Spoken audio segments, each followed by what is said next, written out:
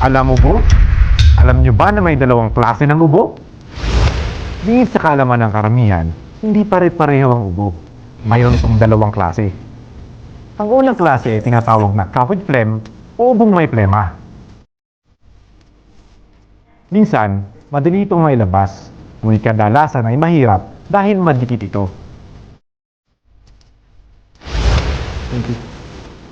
Ang ikalawang klase ng ubo ay tinatawag na non-stop dry cough. Wala itong plema. Tuyo ito at walang tigil. Makati din ito sa lalamunan at may pananakit ng dibdib dahil sa walang tigil na pag-ubo. Pinakasel pa naman ng dry cough. Makati sa lalamunan. Ubo ako ng ubo. Sa trabaho, hindi ako makapag-isip ng maayos dahil sobra. Hindi ko rin makausap ng maayos ang aking customer. Pagdating sa gabi, hindi rin ako makatulog dahil sobrang kate. Ubo ko ng ubo.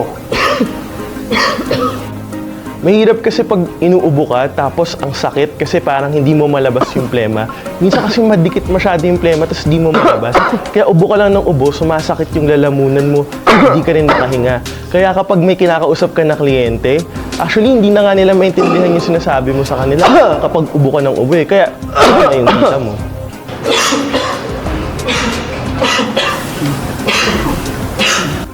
Grabe, para bang lalabas na yung lalamunan mo sa kakaubo.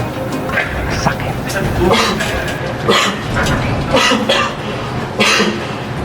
Alam niyo bang may dalawang angkop na gamot para sa dalawang klase ng ubo na yan?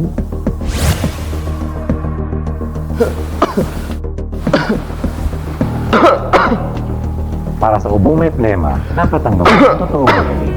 Dapat ang gamot hindi lang plema ang kaya, kundi pati na rin ang bakterya, pang hindi lumala ang ubo at maging mabilis ang pagaling. Dapat dyan, Solmiox.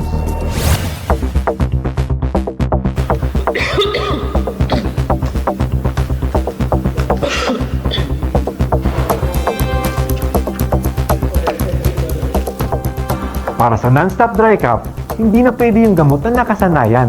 Baka sabit pala yan. Dapat, alam mo bo? Alam nyo ba na may dalawang klase ng ubo? Isang niya ang bacterial infection sa ating respiratory system. Kaya naman kahit sa simula pa lang ng ubo, kahit mild pa lang ang ubo o pag malala na ang ubo, pwedeng may bakterya na yan. Kaya mahalaga na ang gamot sa ubo yung kaya ang plema at bakterya. Kasi ang ubo, lalong lalala kapag hindi naaalis ang bakterya.